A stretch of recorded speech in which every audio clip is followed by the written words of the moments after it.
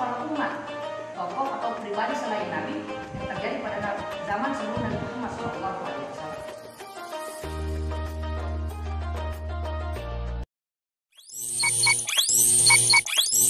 Bismillahirrahmanirrahim. Assalamualaikum warahmatullahi wabarakatuh. Alhamdulillahirabbil alamin wa bihi nasta'inu ala umuri dunya waddin. Salatu wassalamu ala asyrafil anbiya'i wal mursalin sayyidina Muhammadin wa ala alihi wa ashabihi ajma'in. Amma ba'd. Pertama-tama, marilah kita memanjatkan puji dan puji syukur kehadirat Allah Subhanahu wa taala. Karena sampai dengan hari ini kita masih diberikan berbagai macam nikmat setiap harinya. Di antaranya nikmat kesehatan, nikmat kesempatan, nikmat umur panjang, dan yang paling utama lagi adalah nikmat iman dan Islam. Salawat serta salam tak lupa pula kita aturkan kepada junjungan kita, yakni Nabi Allah Nabi besar Muhammad sallallahu alaihi wasallam. Semoga cucuran rahmat yang ada di pundak beliau akan tersampaikan kepada kita umatnya yang selalu konsisten istiqamah dalam menjalankan ajaran beliau. Ikhwan wa akhwat fillah, perkenalkan nama saya Ihsan Muttalib. Saya Nomor Petumeu. Kami jurusan Ilmu Al-Quran dan Tafsir, dan sekarang ini kami duduk di semester 6. Pada kesempatan kali ini mungkin kami akan berdiskusi sedikit mengenai kisah Qur'aniyah, atau lebih dilanjutkan lagi tentang makna kisah dan macam-macam kisah dalam Al-Quran. Mungkin ada beberapa hal yang perlu kami bahas tentang kisah Qur'aniyah ini. Pertama mungkin saya serahkan kepada Novel untuk menanyakan beberapa hal. Baiklah, mungkin secara etimologis ada beberapa definisi yang sudah dikeluarkan oleh beberapa ulama.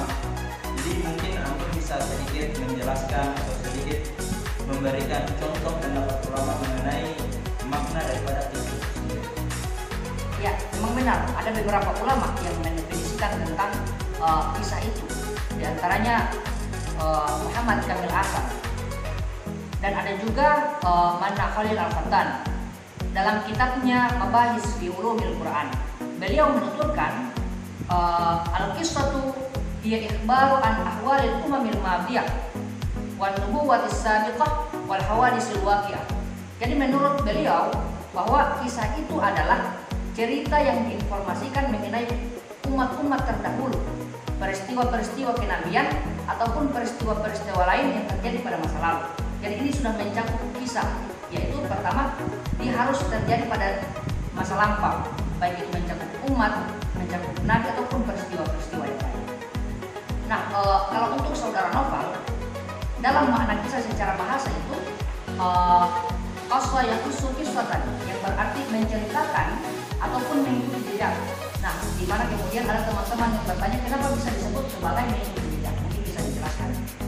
Mungkin dalam pengertian daripada definisi daripada qaswa yaqusu di sini, yaitu menceritakan ataupun mengikuti jejak.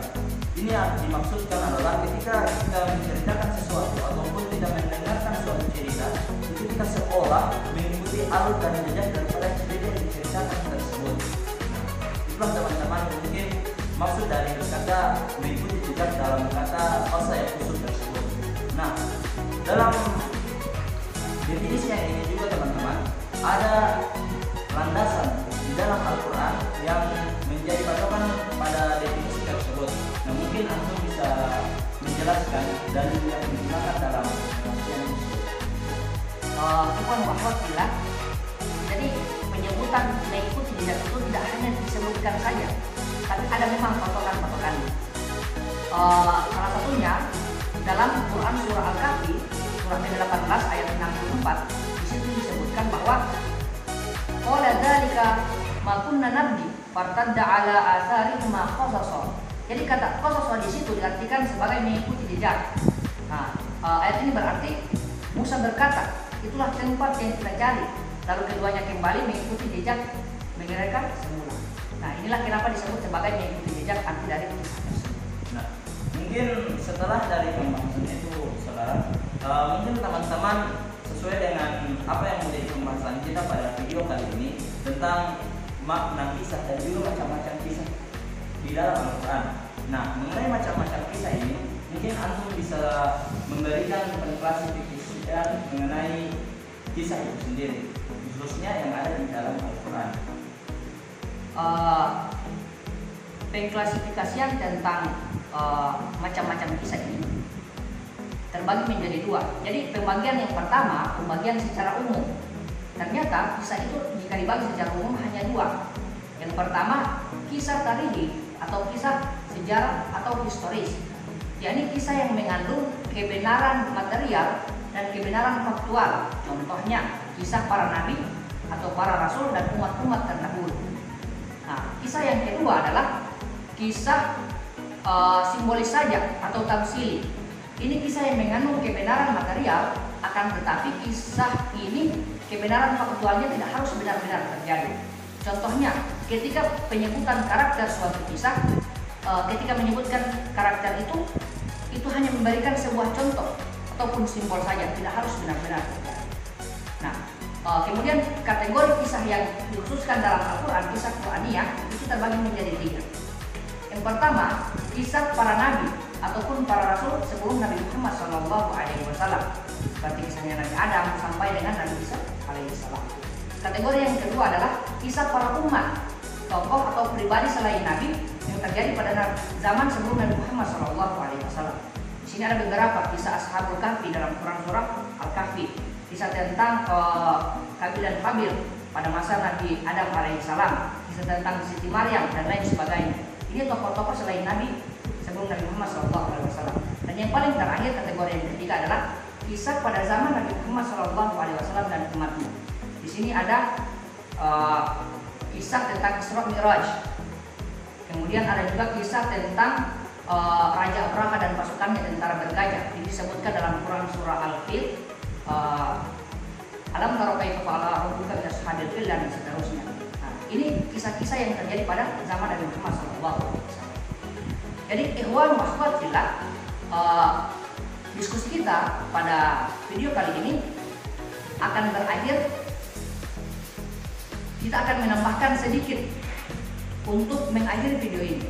Jadi apa hikmah yang terkandung dalam makna kisah dan macam-macam kisah yang sudah kita sebutkan tadi? Mungkin saudara Novel bisa menyebutkan apa hikmah yang bisa kita tarik dari kisah Quran. Mungkin mengenai manfaat yang bisa kita petik, yang bisa kita ambil, pelajaran yang bisa kita ambil daripada kisah-kisah yang diceritakan Allah Subhanahu wa Ta'ala di dalam Al-Quran itu sendiri tentunya sangat banyak ya.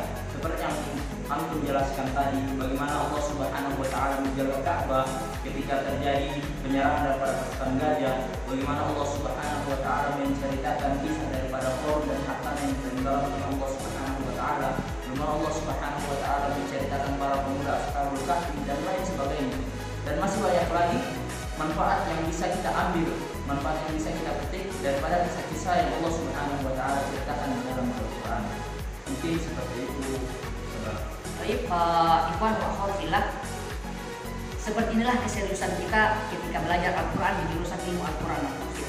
Ada banyak manfaat sebenarnya, menambah wawasan, menambah pengetahuan tentang azalah Islamiyah, khususnya tentang ilmu Al-Quran dan tafsir, sebagaimana yang sudah kita diskusikan tadi tentang kisah Quraniyah.